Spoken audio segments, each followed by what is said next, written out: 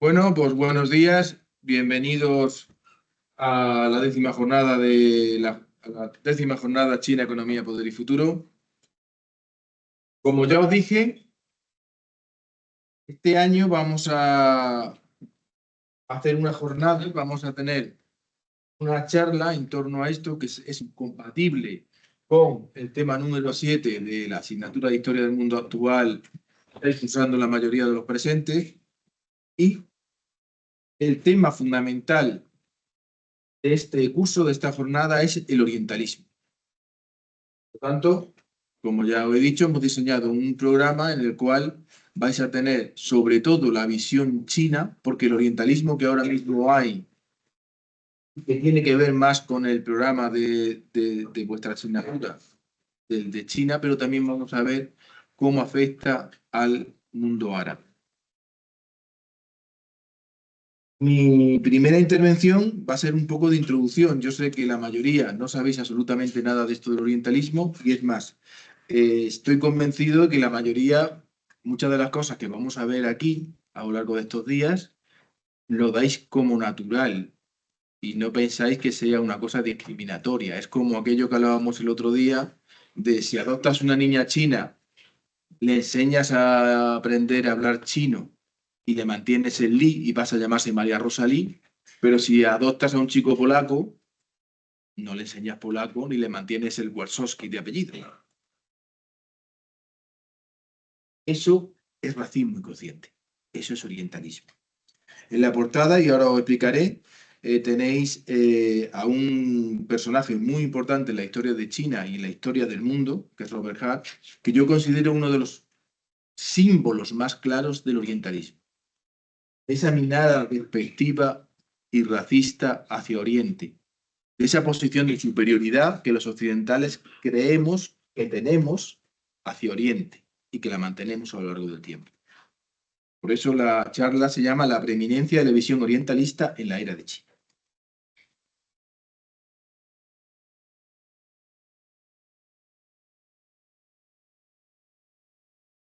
Volveré sobre esta idea, que lo que voy a explicar es qué es el orientalismo, cuándo nace y cómo ha evolucionado hasta hoy y cómo lo estamos aplicando hoy en el siglo XXI. Y como la mayoría sois de relaciones públicas y publicidad, creo que os interesa porque esto que os vamos a hablar a lo largo de estos días es solo jugar con la imagen. Es la propaganda que se genera, es la publicidad y la imagen que se ha creado. Y cómo se transforma en función de nuestros intereses. Por eso os interesa, si sois de relaciones públicas y publicidad. El orientalismo, como tenéis ahí, lo definió un profesor árabe palestino, luego veremos una imagen de él, que es Edward Said, y lo definió como una teoría que establece una clara distinción intelectual entre Oriente y Occidente. Hay como dos mundos contrapuestos. El orientalismo es en esencia una forma de discurso que otorga a Occidente autoridad para describir, definir e incluso tomar decisiones sobre Oriente. Mantenemos a Oriente como una inferioridad, una minoría de edad continua. El orientalismo no es una cosa simple, no es una simple fantasía europea sobre Oriente. Es un sofisticado sistema teórico y práctico que construye un marco cognitivo de Oriente.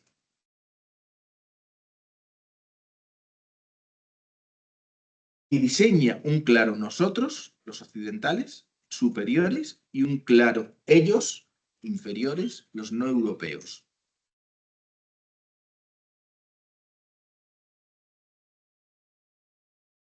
Toda esta idea del orientalismo que nos trae aquí tenéis un texto en español y otro en chino, es una idea que ha estado siempre presente a lo largo de mi carrera, desde que empecé a estudiar China.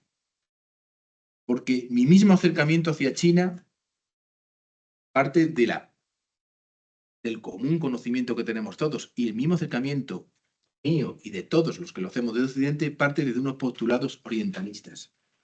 Ahora, cuando este libro, Los estudios asiáticos en España, se ha traducido al chino, he introducido en él un capítulo, que es todo ese texto que está en chino, en el que trato de explicar cómo toda esa obra, igual que el resto de mi carrera, se hace luchando contra esos prejuicios orientalistas que todos tenemos.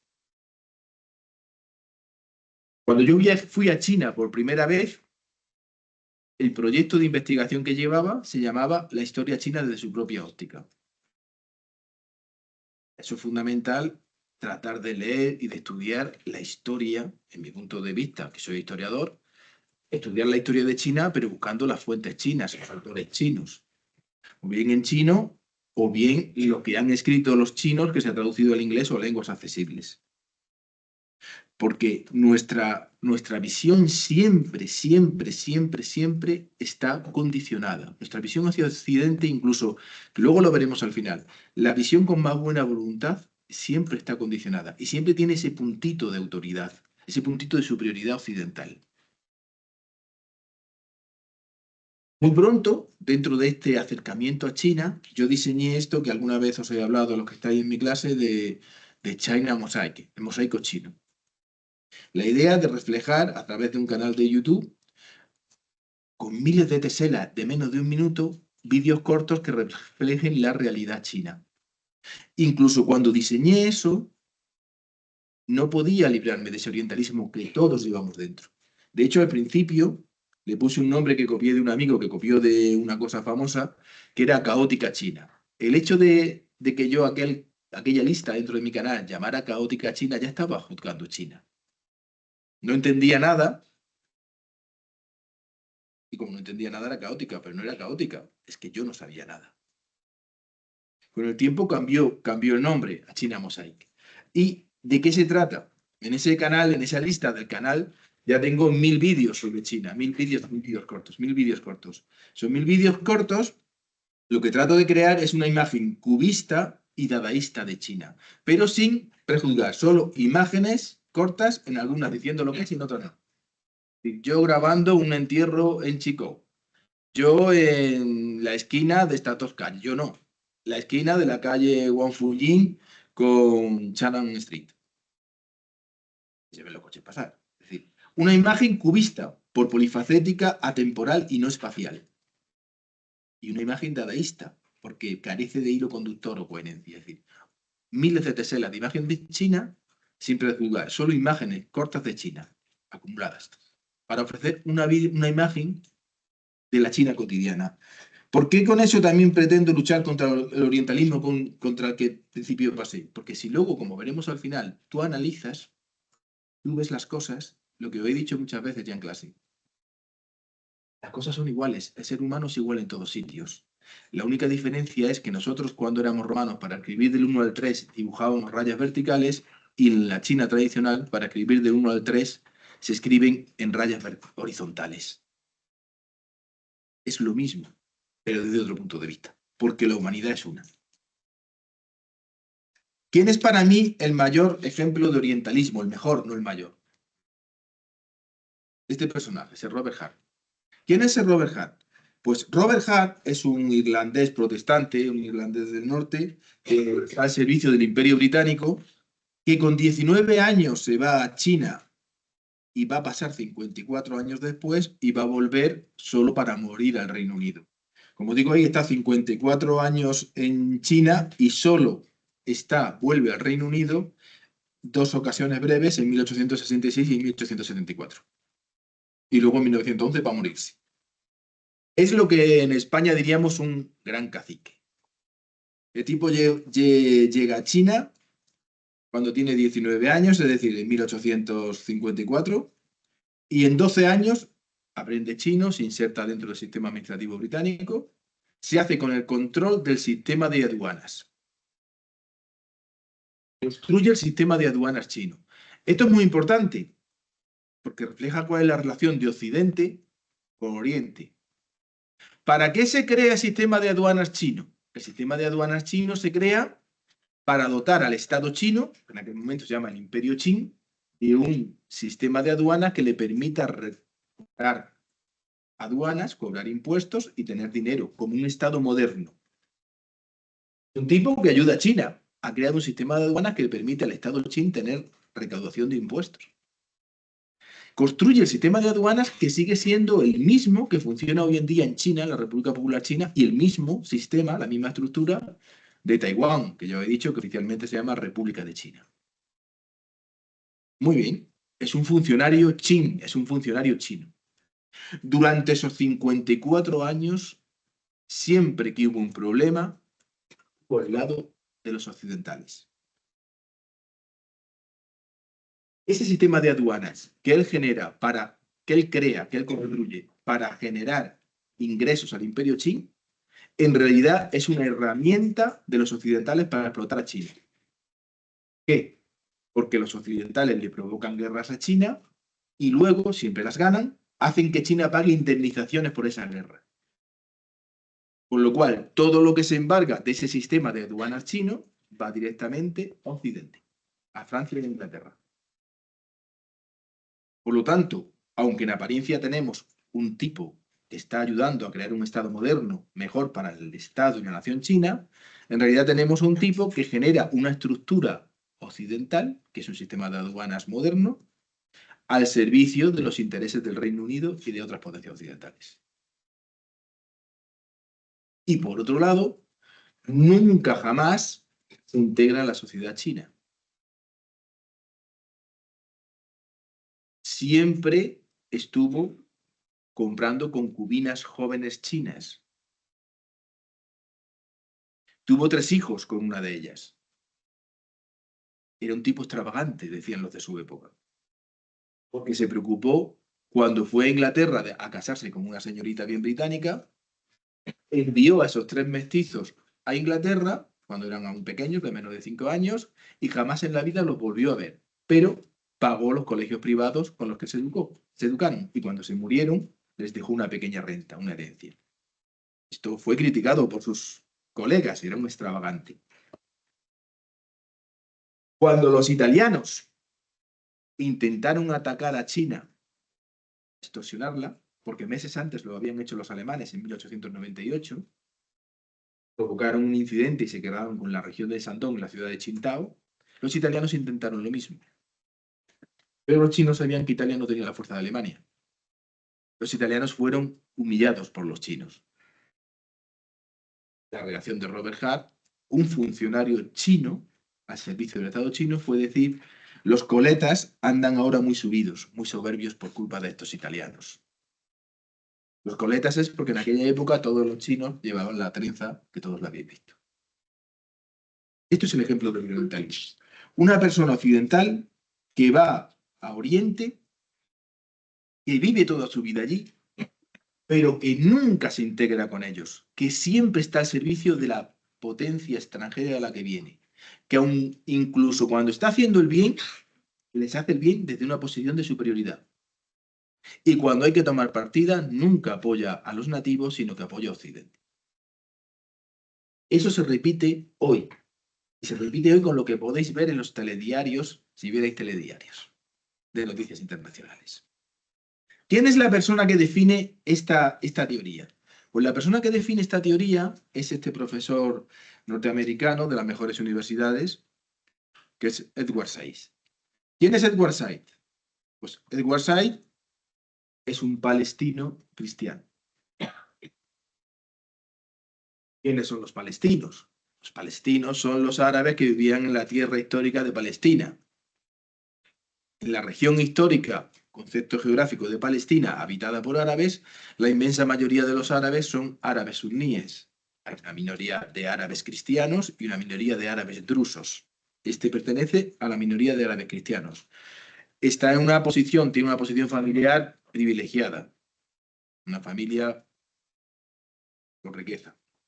Cuando en 1948 se crea el Estado de Israel, cosa que ya veremos, cómo surge la idea del sionismo y los judíos de Centro Europa empiezan a trasladarse a la tierra de Palestina, y cuando tienen una masa crítica suficiente y se ha producido la barbaridad de la Segunda Guerra Mundial y del exterminio de la Shoah, esa minoría judía que ya reside en Palestina, que ha llegado en los últimos 40 años, se hace con el control del territorio, crea el Estado de Israel proclamando la independencia, y lo que ellos llaman la guerra de independencia hace una brutal limpieza étnica, por lo cual cientos de miles de palestinos abandonan su tierra para nunca volver.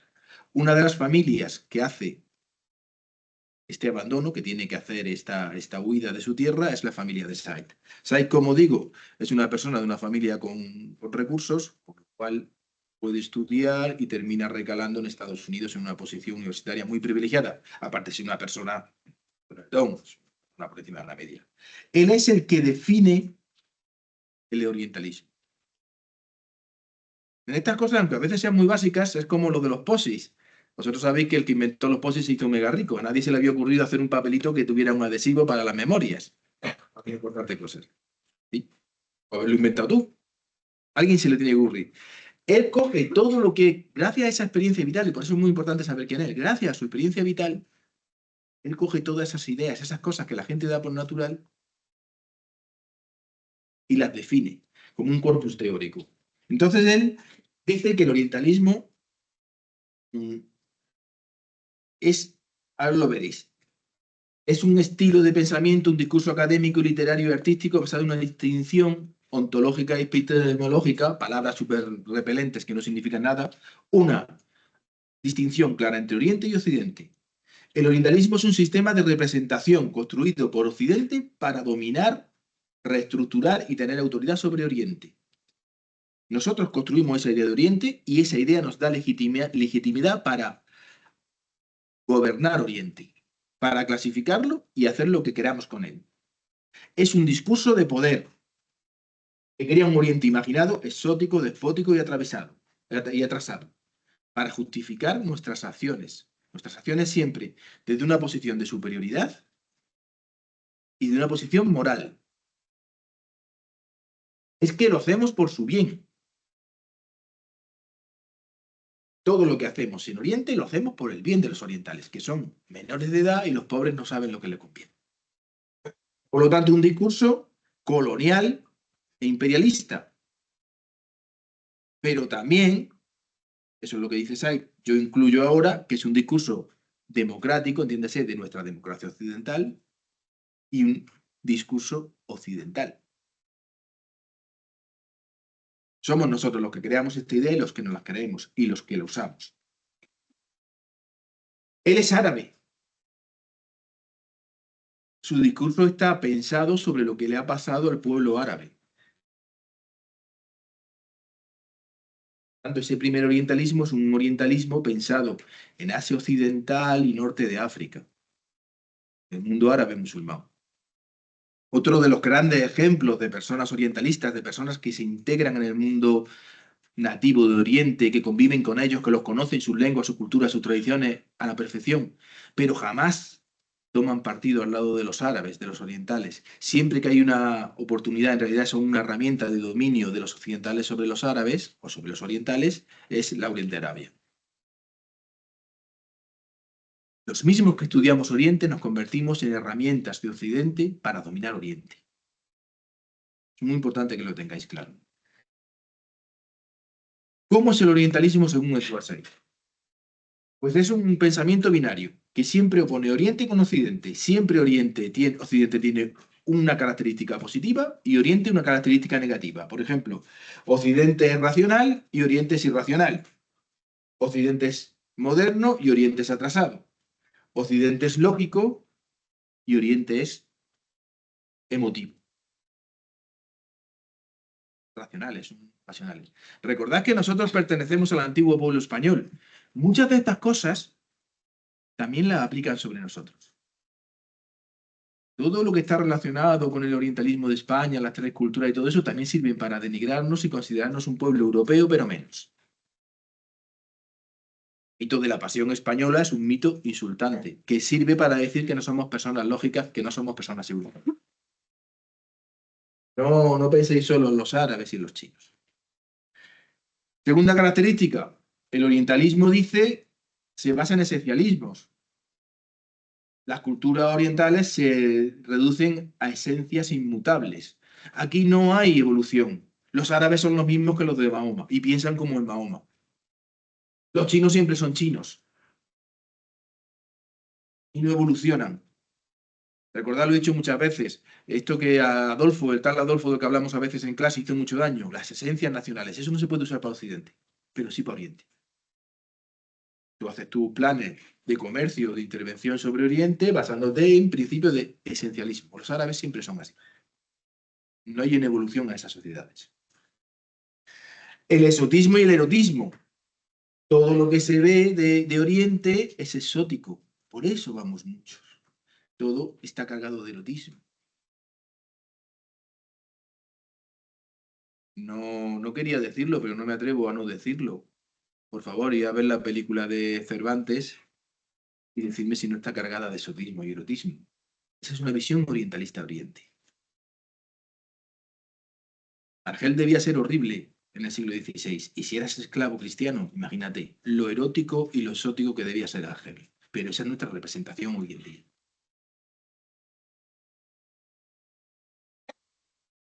Una cuarta característica es el conocimiento como poder. Estudiamos Oriente para conocer Oriente, para dominarlo. En uno de mis vídeos, que aquí tengo dos alumnos bien destacados de mi carrera, Miguel y Guillermo, me lo escucharon en otras jornadas que tuvimos en el curso pasado. Occidente tiene una sinología y un orientalismo. Estudiamos las culturas orientales. Los chinos aún no han creado una occidentología y deberían, porque deberían estudiar en profundidad Occidente y toda su gama de variedades para poder saber cómo enfrentarse a nosotros. El conocimiento de ellos sirve para que Occidente tenga herramientas para dominarnos. El orientalismo es interdisciplinario, abarca la filosofía, la antropología, la literatura, el arte, la política exterior, el periodismo y ahora también las ciencias. Y además se ha institucionalizado. Es un campo académico. ¿Qué es la sinología? ¿Qué es el arabismo? Estudiar, pero desde Occidente, a perfección y profundidad esas sociedades. Conocerlas bien y con ese conocimiento, como estoy repitiendo, utilizarlas. Y por último, tiene una continuidad en el tiempo. Edgar Sayce y muchos de los principales autores orientalistas, de los definidores del orientalismo, pensaban que cuando se acabara el mundo colonial, cuando se acabara el imperialismo, el orientalismo iba a desaparecer. Y vemos que no, sino que luego lo veremos después, simplemente ha mutado. Sigue persistiendo en la cultura popular. Recordad eso que os digo, vosotros sois todos racistas y conscientes sin saberlo, pero aparte, los medios de comunicación y la política actual siguen cargados de ese orientalismo, ponen a Occidente una postura superior que le da derecho a utilizar a Oriente, a definirlo y utilizarlo. Aquí tenéis ejemplos de esa imagen. Tenéis ahí la película más orientalista de todas las que ha hecho Indiana Jones, que todas son orientalistas, incluyendo la de la calavera de cristal que se hace en Latinoamérica, en lo que se llama Latinoamérica. Ahí los hermanos sudamericanos han cometido el error de dejar que los primos norteamericanos los tercermundicen.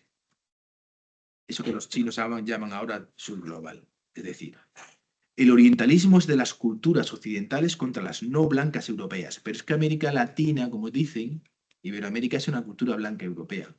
Pero los norteamericanos los han tercermundizado, han potenciado el indigenismo y al final han colocado a Latinoamérica en ese mundo no blanco cristiano europeo.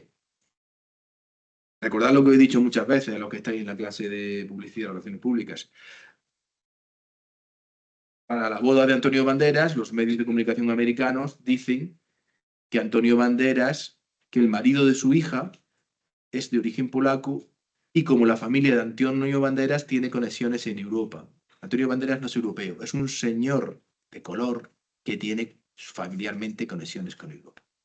Eso aplicado a Latinoamérica ha colocado a Latinoamérica dentro de este mundo exótico, al mismo nivel que el mundo chino, que el mundo árabe, el mundo latinoamericano. Entonces es un error de las élites latinoamericanas. ¿Cómo se ve esa imagen? Pues ahí lo tenéis. Esotismo, erotismo, misterio, Indiana Jones, todas, incluyendo las de la calavera de cristal. La más orientalista, el templo maldito, que es sobre la India. Esta nosotros no la entendemos mucho porque no sabemos historia de la India. Despotismo, atraso y fanatismo. La de Arabia. El mundo árabe es despótico, atrasado y fanático.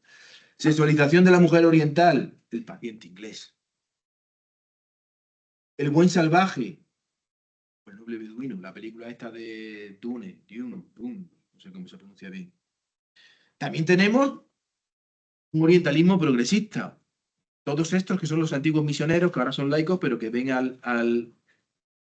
quieren ayudar el reino de los cielos.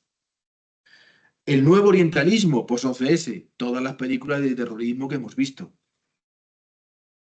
Pero también Troya y también Alejandro. Son películas que se hacen después del 11S, donde Los griegos son la leche, son todo Brad Pitt, altos rubios como la cerveza, y los persas y los troyanos son morenos y son los que van a perder y son retrasados y son bárbaros. El orientalismo post-11S no tiene mayores ejemplos, no todas las películas estas de cazar y Bin Laden, que Troya y Alejandro. Y luego, el nuevo peligro amarillo, las películas que siempre ahora denigran a los chinos que van a ser los nuevos malos. Antes los malos eran los alemanes, los rusos, los soviéticos, ahora son los chinos. Este orientalismo que nace para el mundo árabe, y un árabe expulsado de Palestina, árabe cristiano, expulsado de Palestina, va a tener muchos seguidores, va a haber muchas teorías que lo refuercen, que lo critiquen, que lo mejoren, pero la que más nos interesa a nosotros, porque es el orientalismo que va a predominar ahora, es el orientalismo hacia los chinos. Y claro, evidentemente, ese orientalismo hacia los chinos se redefine sobre lo que construye SAI a través de esta autora, de Elisa Lowe, que es una catedrática de la Universidad de Yale, que como podéis ver es de origen étnico chino. Es muy importante. Yo, al mero hecho de estar hablando ahora de orientalismo, yo te dirían que yo no tengo derecho a hablar de ello, porque no soy de estos pueblos. Es muy importante darnos cuenta cómo son gentes, hijos de estos pueblos que padecen el orientalismo, los que definen el orientalismo. Están contando lo que les pasa a sus pueblos. Pues bien, ella escribe un libro en 1991 que se llama Terrenos críticos, el orientalismo francés y británico, sobre Asia Oriental. Lo que ella hace es coger el modelo de SAI que está focalizado en el mundo árabe y aplicarlo al mundo chino de Extremo Oriente, China, Japón y también India, al mundo asiático. En un momento yo he definido, he hablado en ese libro que enseñaba al principio de la charla, que Asia para nosotros no es la concepción geográfica. Asia es el Extremo Oriente confuciano y el Asia Meridional India. ¿Cómo? El sudeste asiático. Eso es así. Donde viven las personas de ojos rasgados y las personas de raza indostánica. Lowe es un raso y está conectado con el mundo mediterráneo. Bien, ¿qué es lo que Lowe dice sobre el orientalismo? Pues la principal crítica que le hace a Ego Asais es que es demasiado monolítico. El orientalismo no es tan monolítico, sino que evoluciona en función de a qué pueblo se le está imponiendo y qué pueblo es el que le impone. Y eso a lo largo del tiempo. No es lo mismo el orientalismo que tienen los franceses en los años 30, cuando dominan Indochina, que el que muestran los franceses en los años 60, cuando luchan contra la independencia de Argelia. No es lo mismo las concepciones orientalistas de los franceses que el orientalismo de los británicos. Y no es el mismo estilo el que aplican los británicos sobre China que el que aplican los franceses sobre China. Sino que cada uno de esos orientalismos responden a las necesidades propias del país occidental. En el fondo, proyectamos nuestras necesidades sobre esa imagen que queremos de Oriente. Porque lo que hacemos es diseñar una imagen de Oriente que nos sirve para distintos fines a nosotros. Ahora mismo, sobre China, diseñamos una imagen de tiranía. ¿Por qué? Porque eso refuerza que Europa Occidental y Estados Unidos son superdemocracias. Nosotros podemos criticar nuestras democracias que están en crisis. Sí, hombre, pero al lado de China, sin saber muy bien lo que es China. Bien, las características principales de este nuevo orientalismo de Lowe dicen que hay una heterogeneidad discursiva. No es binario, sino que tiene una adaptación en el discurso, según intereses, según tiempo, según países o culturas. Dice que tiene intersecciones de género y sexualidad. Se plantea una cosa que Edward Said, por el momento en el que lo hace y por ser árabe y hombre, no tenía en mente. Que es todo esto de las políticas de género, la sexualidad, del papel de la mujer dentro de ese orientalismo.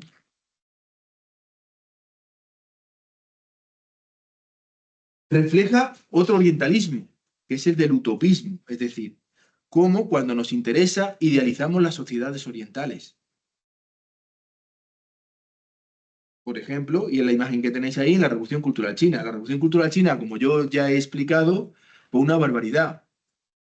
Sin embargo, en la Francia, en 1968, con la Revolución de los años 60, la Revolución de 68, se idealizó. Se obviaban las brutalidades que significaba la revolución cultural para decir que aquello era todo muy bonito. Es una utopía. El idealizar los orientales también es orientalismo. Porque no estamos viendo lo que son, estamos focalizando nuestras ideas. Refuerza el papel de los propios orientales. Lowe. Es decir, Said cree que los orientales son solo un sujeto pasivo, que no tienen nada que hacer en torno a... No hacen nada con respecto al orientalismo. Mientras que esta señora, que es una norteamericana de origen chino, sí ve cómo las élites orientales bien utilizan ese orientalismo para reforzar su posición de poder sobre sus pueblos. No son pasivos. Oriente recibe ese orientalismo, lo acepta y lo usa. Lo usa de esta manera las élites para dominar al pueblo, pero también lo usa para venderse. ¿Qué es lo que los orientales quieren de nosotros? Orientalismo. Por lo tanto, si vosotros vais a viajar a la India, a China o a Marruecos, vais a ver que la publicidad institucional para atraer turistas repite todos los tópicos que nosotros queremos tener sobre el mundo árabe, exótico, el chino, el confuciano, el Tao, la acupuntura. Cuando quieren vender libros, la literatura se adapta a nuestros prejuicios. Como digo, vosotros pertenecéis al antiguo pueblo español, un pueblo que ha sufrido un grado de orientalismo también muy grande. ¿Cómo nos vendemos fuera? Con pandereta, guitarra, pandereta y playa. Spain is different, Spain is playa, playa barata, sangría y flamenco. Tomamos esos conceptos despectivos que los europeos han creado para no considerarnos europeos, pero nos sirven para vendernos y sacar dinero.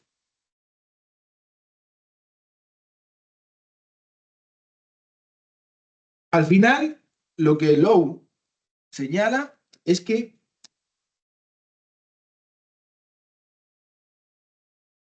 el orientalismo es flexible y se adapta al tiempo. Y aplicándolo esencialmente a lo que son las de Asia Oriental, se ha transformado y se ha adaptado.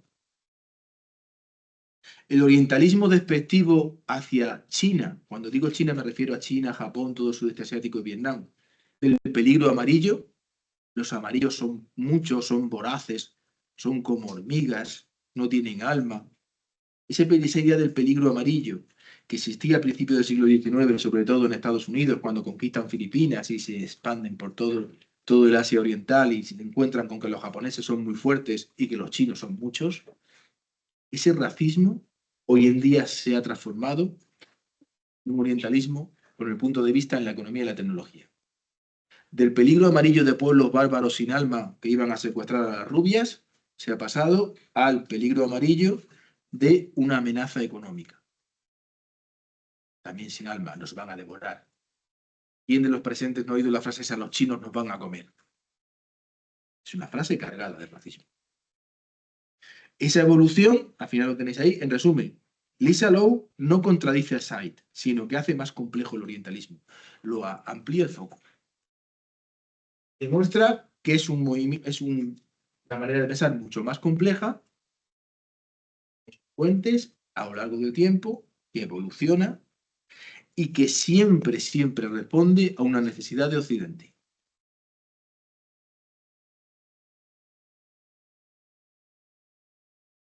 Y ahora llegamos ya a la fase final de mi charla. Como el orientalismo, este orientalismo que se define en los años 60, 50, 60, toma su definición por escrito en el año 78 con el libro de Said, 70, que nace del trauma del nacimiento del Estado de Israel y la opresión sobre los pueblos árabes, como a lo largo de los 70, 80, 90, es muy importante que el libro de esta señora aparezca en el 91, porque China ya ha despegado. China, de ser un país raro, comunista, aislado, para el año 91, durante toda la década de los 90, ya ha empezado a ser otra cosa. Y ya se define este nuevo orientalismo, hacia el nuevo poder oriental que viene, que es el chino. Ese orientalismo ha entrado en una nueva etapa, que es la que vivimos nosotros, donde tenemos que tener en cuenta la globalización y la emergencia de China. Dice ahí, el orientalismo no murió con el fin del colonialismo formal. En la era de la globalización neoliberal, la ascensión de China como superpotencia se reconfigura en formas neo-orientalistas, tecnológicas, económicas, mediáticas. ¿Qué significa la globalización en este contexto? La inmigración, las migraciones, la llegada de millones de personas no blancas cristianas de origen europeo a Europa y Norteamérica. Todo eso genera un nuevo orientalismo. ¿Cuál es la mejor imagen de ese neo-orientalismo que tenemos ahora? La mejor imagen es este icono que encontré hace años para una charla que di en Sudamérica, y es como los chinos comunistas, pero con el hashtag, el Twitter, el iPhone. Ese es el nuevo otro. Todo lo que veis cuando ponéis un telediario es la guerra del occidente global contra China, donde Rusia es solo una herramienta,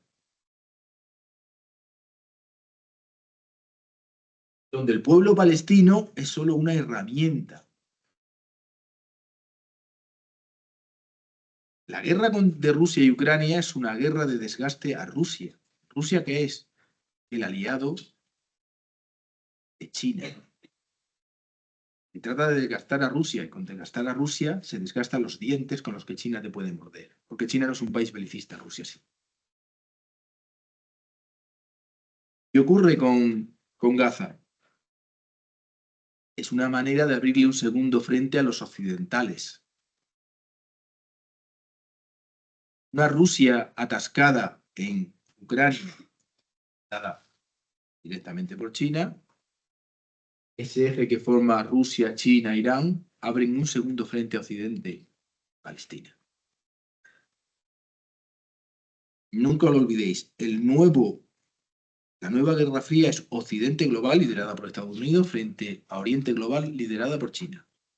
El muro de Berlín hoy es Taiwán. Taiwán es el Berlín del siglo XXI. El conflicto está en Taiwán. La guerra está en Rusia y en Gaza. El conflicto estaba en Berlín. La guerra estaba en Vietnam.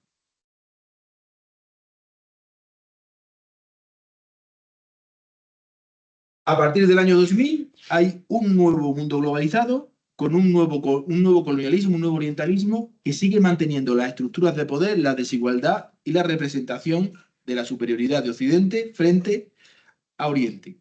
Ahora hay un neocolonialismo cultural en el que, por encima de lo que había antes, lo que se usa ahora es la economía, los medios de comunicación, la tecnología y la cultura global. ¿Cómo se refleja este nuevo orientalismo en el que vivimos todos? Pues tenemos un neorientalismo, o son CS, que es la guerra contra el terror. Todo es terrorismo. Y todos los árabes son terroristas. Todos los árabes son todos los musulmanes, porque nosotros no sabemos y no sabemos diferenciar entre árabe y musulmán. Todos los musulmanes son terroristas. El Islam en sí, que es una religión como otra cualquiera, se convierte en algo raro, extraño, arcaico, peligroso, agresivo. Eso tiene mucha repercusión cuando se producen los movimientos de migración. Porque ese dibujo monstruoso que hemos hecho de lo que es una simple religión, que cada persona en su casa y en su familia la siente como las puede sentir, igual que nosotros las nuestras, o nuestro ateísmo, se convierte en un otro peligroso. Gracias a la globalización, ese otro peligroso llega a nuestras casas. Y el Islam en Europa y en Norteamérica se convierte en un invasor. Y las personas que vienen moviéndose hacia Occidente buscando el mejor estado de vida, situación de vida para sus familias, son vistas con suspicacia. Eso es consecuencia del 11S, de la imagen que se crea del mundo ahora, que es el mundo musulmán.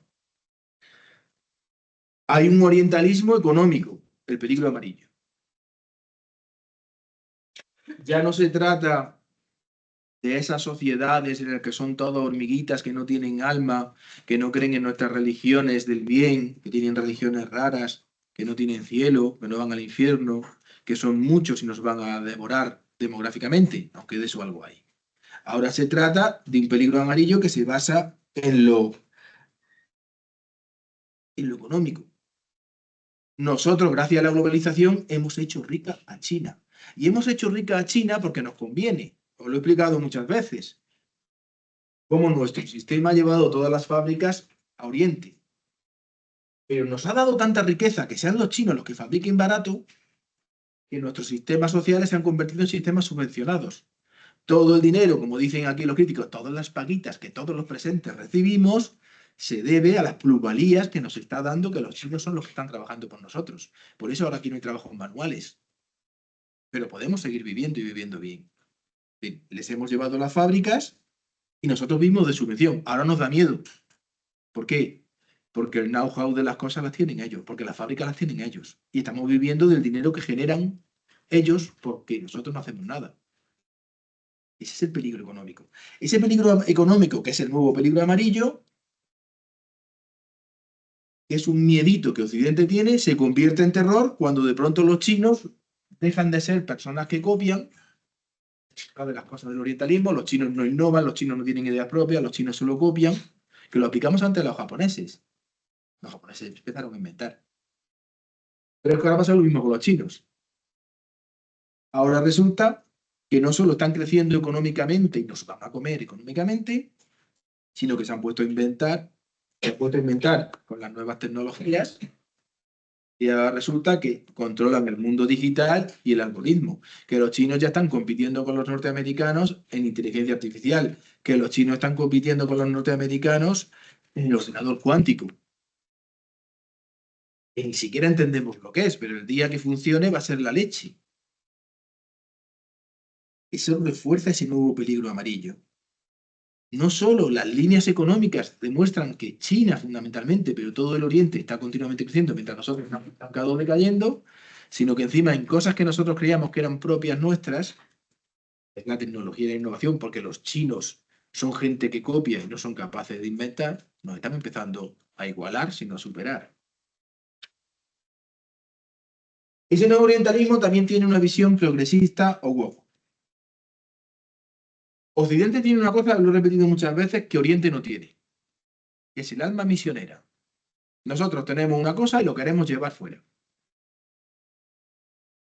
Los romanos descubrieron el derecho y el urbanismo, conquistaron el Mediterráneo, llegaron a Hispania, mataron a la mitad de los hispanos, una guerra de 3 siglos, esclavizaron a un 25%, pero otro 25% tuvo acueductos, tuvo carreteras, tuvo leyes escritas, los sacaron de la barbarie. Castilla-España descubre el catolicismo, América, no, convertimos a los nativos, matamos a la mitad, esclavizamos de otras maneras y a mucha gente, pero los que quedaron vivos salvaron el alma. Nos llevamos el oro, la plata, oro no había, el alma que era para siempre, el oro al fin y al cabo son bagatelas. Los británicos y los franceses, la superioridad del hombre blanco. Han hecho la revolución industrial, van a África y a Asia, la esquilman, roban todo, esclavizan a los pueblos, consideran una carga, hablan de la pesada carga del hombre blanco. Tener que ir a esos países con sus jóvenes, a civilizarlos, que ellos además no lo entienden. Los negritos y los chinitos no entienden lo que estamos haciendo por ellos. Escliman las poblaciones, roban los recursos naturales, esclavizan, pero le dejan el desarrollo, le hacen carreteras, hospitales, le enseñan inglés y francés que sirve para todo. Los norteamericanos hoy, en Oriente Medio, se llevan el petróleo, destruyen los países, destruyen Irak, lo convierten en 3 países, matan a la mitad de la población, pero les llevan la democracia. Los iraquíes que quedan son mucho más democráticos, libres y autodeterminados. No valoran la libertad estos árabes. Esa es nuestra visión. No es la visión de los pueblos asiáticos. Árabes sí, pueblos del Extremo Oriente. Esa alma misionera que tenemos también ahora es laica. Ya os he dicho muchas veces mi convicción de que Occidente es ateo. Tenemos esa necesidad de ir a ayudar. Y es esa visión de ese orientalismo woke en el que tenéis como ejemplo a Palestina o los uigures. ¿Realmente importa lo que les pasa a esos pueblos? No. Focalizamos sobre ello nuestra buena voluntad. Vamos a ayudar. Es una injusticia lo que te están haciendo. Sí, pero me estás prestando atención, ¿sabes realmente lo que me están haciendo? ¿Sabes realmente lo que yo quiero? ¿Me vas a dejar hacer lo que yo quiero? Porque a lo mejor lo que yo quiero hacer no te gusta a ti. La minoría de edad. Y luego tenemos cómo el propio Oriente acepta ese orientalismo. Es lo mismo del Spain is different. Cómo los propios países asiáticos asumen esa visión estereotipada de ellos y sus élites la utilizan para dominar a su pueblo, no que el pueblo es minoritario, por lo tanto tiene que haber un gobierno dictatorial que gobierne, porque estos no saben gobernarse. Pensad en España cuando digo estas cosas. O el gran ejemplo, el K-pop, que a muchos de vosotros seguro que conocéis más que yo. Como ahí tenéis la foto de todos estos artistas y artistas que se operan los ojos, para tener los ojos más abiertos como los occidentales, que se visten y peinan como si fueran ingleses, británicos, angloamericanos, y cantan en inglés. Oye, el 90% de tu público es coreano, ¿por qué cantas en inglés? Y por último, la última característica de este nuevo orientalismo es el orientalismo inverso.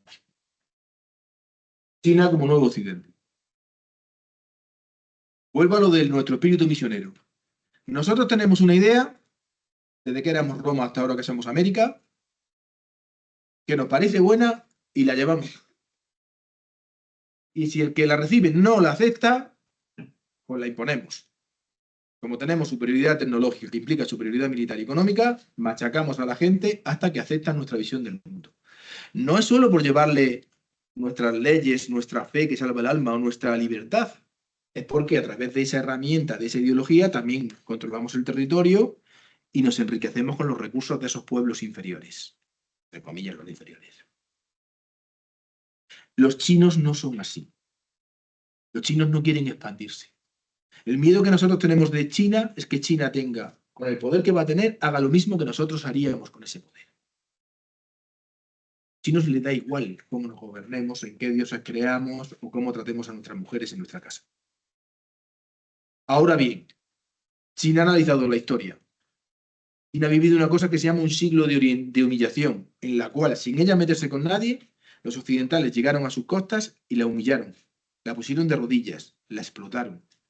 Matar a un chino era gratis, a una persona china. Pero es más, los occidentales creaban guerras falsas, mataban a cientos de miles de personas y luego hacían que China pagara esa guerra por indemnizaciones de guerra. ¿Cómo podemos evitar que nos vuelva a pasar esto? Siendo nosotros los que dominemos el mundo. ¿Qué tenemos que hacer para dominar el mundo? Pues hemos visto que los romanos, los castellanos, los ingleses, los americanos han dominado el mar. Por lo tanto, pongamos, ¿cómo se domina el mar? Teniendo una flota impresionante, pero teniendo puertos en todos los sitios del mundo, creando colonias o puertos que compramos. Por lo tanto, los chinos generan una red de bases militares a lo largo naval, marítimas a lo largo de todo el mundo y proyectan su poder militar. ¿Qué tenemos que hacer? ¿Qué le pasó a España? Que se quedó atrás tecnológicamente. No es solo poder militar, necesitas tener la vanguardia tecnológica. Por lo tanto, invierte todo en tecnología para ser tú el que lleve el liderazgo en tecnología. Para evitar que la tecnología sea de otros. Porque si los ordenadores son todos Windows, le pasa lo que le ha pasado a Rusia en Ucrania. Que todo lo que decía y pensaba Putin lo estaban sabiendo en el momento en la Casa Blanca, porque todos los hardware que tenían los rusos eran americanos y todos tienen puertas de atrás. Por lo tanto, China está jugando un papel de nuevo occidente, proyectando su poder y su ideología fuera. Pero la gran diferencia es que en ellos no es natural a ellos. Lo están haciendo como una herramienta, porque lo ven necesario, porque lo ven, como se diría en mi tierra, en el norte de Córdoba, porque lo ven preciso. No porque quieran hacerlo. Y esa es una diferencia importante para saber cuánto tiempo en el tiempo van a mantener estas políticas de proyección exterior. Bien, concluyendo. El orientalismo, de nuevo, vuelvo, en general, es una construcción discursiva. Pues Oriente, en realidad, es una invención cultural. ¿Qué tienen que ver los árabes de Marruecos con los de Palestina, con los persas, con los indios y con los chinos? Nada, pero para nosotros todo está en el mismo marco. Oriente es una invención cultural. No se trata de un lugar real ni de una representación creada sino de una representación creada por texto, ciencia y literatura y política occidentales. Por eso el orientalismo no desaparece, sino que muta con la globalización. El Oriente ya no es solo exótico y atrasado, como era su origen cuando se definió esto del orientalismo, sino que ahora es una amenaza. Esa amenaza la representa China. Ahora Oriente es simplemente un mercado. ¿Qué es lo que van a hacer todos los empresarios que van a China? Hacerse ricos. ¿Por qué? Porque los chinos, que son meros consumidores, que van a comprar el jamón que tú le lleves. ¿Te has parado a pensar si los chinos van a querer comer, como el otro día hablábamos, carne cruda salada del culo de un animal que llamamos puerco? A lo mejor los chinos no quieren comer carne cruda salada del culo de un animal que llamamos puerco. Todo el mundo cree que los chinos son muchos y nos van a comprar los jamones. O el ejemplo que tenéis ahí, el K-pop. Un mercado donde llevan nuestros productos y luego estos chinitos lo asimilan. Y fíjate, estos chinitos coreanos están ya cantando como si fueran los Beatles. Fíjate cómo es un aliado incómodo. Cuando nos aliamos con los chinos es un aliado incómodo. La India es un aliado incómodo para Estados Unidos. Igual que en el fondo China es un aliado incómodo para Rusia. Porque en el fondo, aunque ahora los fuertes sean los chinos, seguro que los rusos piensan, mira que tenerme que ver yo aquí a la sombra de los chinos. Y Oriente ahora es una víctima. Tenemos los uigures, los palestinos, los rohingyas, que fueron exterminados. Los rohingyas eran un pueblo de origen indostánico en Myanmar, Birmania. Los birmanos budistas, vosotros que en una relación de orientalismo creéis que el budismo es una religión de la paz. No, la única religión de la paz y el perdón que ha habido es la del cristianismo. El budismo no es una religión de la paz y el perdón. Lo único que mantiene unida a Birmania es el budismo. Y los rohingyas son musulmanes. Y son de aspecto indio. Han sido exterminados. Por todo el mar de China del Sur, incluyendo Filipinas, y el mar de la India, el Océano Índico, han aparecido barcos cargados de cuerpos momificados. Montaban a los rohingyas en barcos por miles, llevaban los barcos a alta mar y los abandonaban. Es una víctima sobre la que llorar. ¿Realmente ayudamos? ¿Realmente hacemos algo para cambiar ese destino? No. Nos hace sentirnos mejores. Nos hace sentirnos monjitas laicas que ayudan a estos pueblos oprimidos. Vamos y ponemos tiritas y dejamos el conflicto allí. En el siglo XXI el orientalismo se transforma en un neocolonialismo cultural donde las viejas jerarquías coloniales se mantienen a través de los medios de comunicación globales, la economía y la representación del otro, en el consumo y la cultura digital. El poder ya no se ejerce desde los ejércitos o los gobiernos, sino desde la imagen, el deseo, la narrativa, la circulación global. Y ahí tenéis ese orientalismo, esa nueva lucha en la que estamos enfrentados. Ese símbolo de Occidente que es Apple frente a este orientalismo claramente señalado, este Oriente claramente señalado como peligroso a través de Huawei, de TikTok. Estamos en una guerra global en la que el orientalismo es una herramienta de nuestra propaganda de guerra de Occidente para saber que Oriente es otro, y que Oriente es el enemigo, y que Oriente es malo. Y por último, termino con este vídeo, sí está conectado a internet, de China Mosaic, para explicaros, todos son prejuicios. Los chinos también van a empezar a hacer un occidentalismo en tono despectivo seguramente ahora. ¿Qué tenemos aquí, en este vídeo?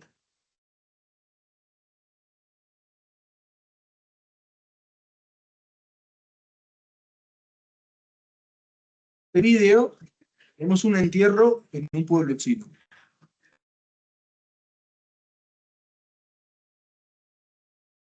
Un funeral.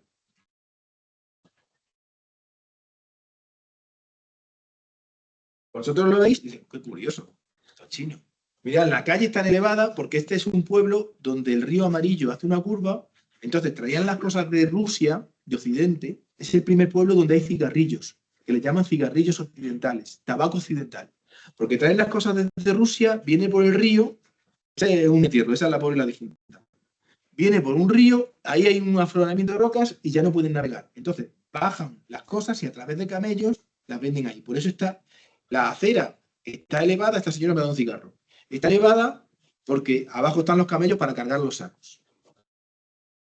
Ha muerto esa señora, ahí tenéis la cabeza de un cerdo, también pasa la cabeza de un ternero, una música, ahí va la cabeza del cerdo, los ramos de flores, la banda de música. La señora pasa al principio, como ya os he explicado, en China todo el mundo tiene que incinerarse, por lo tanto la señora la llevan en una urna al principio. Lo que pasan detrás es la ramos de flores y la foto. Claro, todo, ¿no? Que todo que chino y además como nos gusta desde el orientalismo, los chinos pobres, nos interesa un funeral en todo el centro de Shanghái con gente bien vestida, con corbatas, ¿no? Estos son los dolientes, la familia de la pobre la difunta. Bien, si os fijáis en este coche blanco, la calle principal del pueblo y han tenido que parar. Ahora al final del vídeo se ve como uno de los que está entre los familiares se para y habla con el del coche.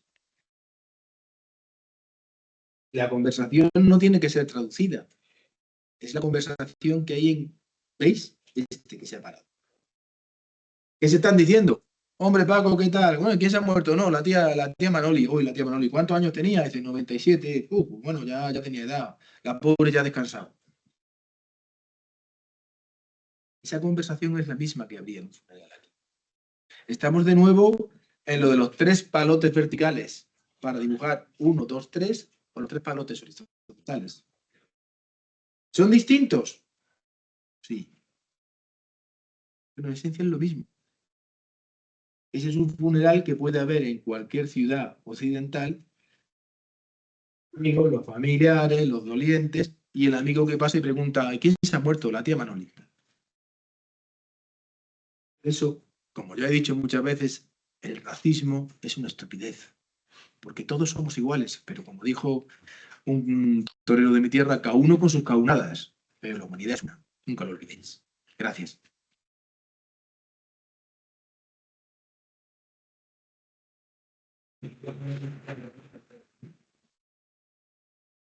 Voy a dejar de grabar.